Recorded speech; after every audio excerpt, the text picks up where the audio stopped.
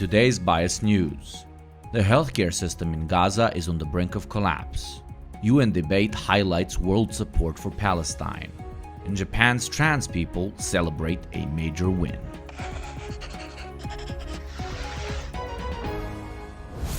Let's start with some updates on Israel's war on Palestine. Tensions are increasing in Lebanon due to clashes between Israel and Hezbollah, a Lebanese militant group and political party. Additionally, Israel conducted an air raid on Aleppo International Airport in Syria, likely to target Iranian military assets in the country. Hamas launched a rocket towards the Israeli city of Eilat. It was intercepted by Israel's missile defense system with no casualties reported. Water shortages in Gaza have reached a critical level. The severe lack of clean drinking water is compounding the suffering of all Palestinians and threatens the healthcare system in Gaza with total collapse. Most hospitals and clinics have been damaged or are out of service due to the non-stop Israeli bombardment, leading to severe shortages in food, water, and medical care. Turkey's President Erdogan referred to Hamas as a liberation group rather than a terrorist organization, indicating his support for the Palestinian group. The foreign minister of Qatar mentioned ongoing negotiations for the release of hostages held by Hamas. The Egyptian president cautioned his military against direct involvement in the Israel-Gaza conflict, emphasizing the importance of Egypt's role as mediator. As of this writing, the Palestinian Health Ministry has reported that over 6,500 people, including over 2,000 children, have been killed in Israeli attacks since October 7th.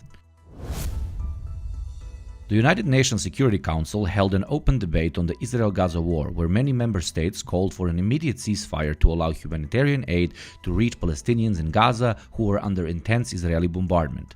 The Security Council consists of 15 members, including 5 permanent members with veto power, such as the United States and Russia, but it has so far failed to pass a resolution to end the violence. The United States, Israel's staunch ally, vetoed a previous resolution supported by 12 other council members. An earlier Russian-drafted resolution was also rejected.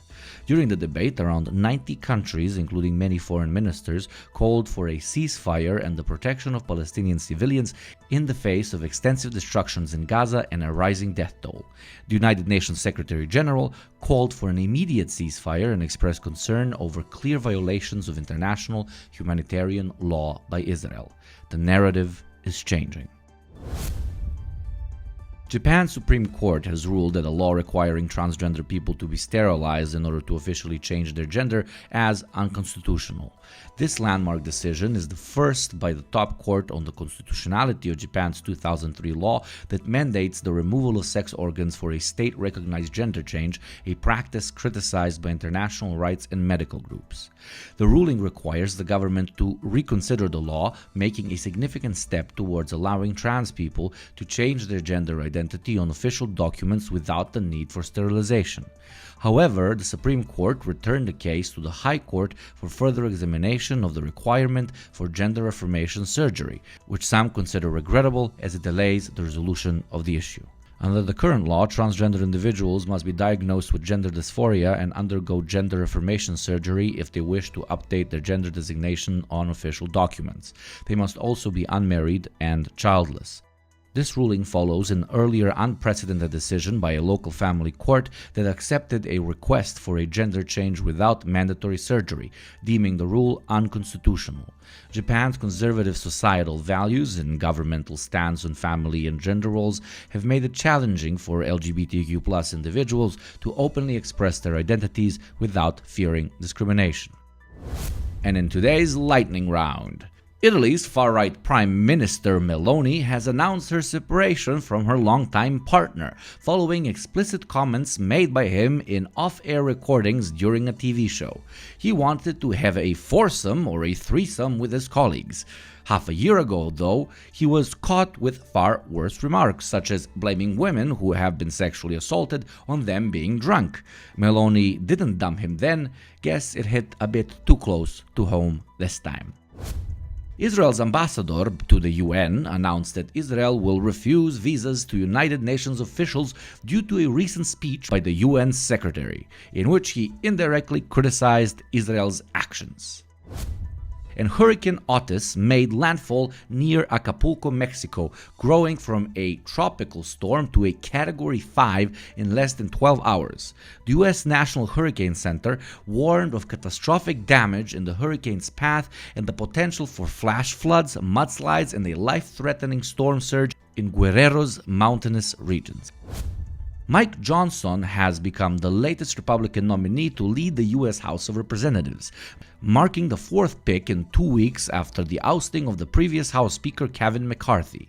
Discontent and political infighting among Republicans have complicated the selection process, and the threat of a government shutdown looms as Congress struggles to pass essential funding legislation and address critical issues.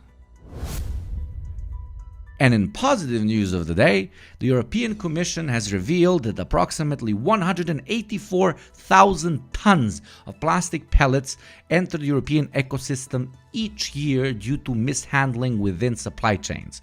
To address this issue, the Commission accepted measures that could potentially reduce pellet release by up to 74%. These new measures mark the first European Union intervention specifically designed to address microplastic pollutions at its source. The next step involves discussions with the European Parliament and European Council regarding the proposed measures. That's all for today. We'll be back on Friday with more news. If you would like to see longer episodes with more in-depth analysis, consider becoming a patron so we can grow and expand.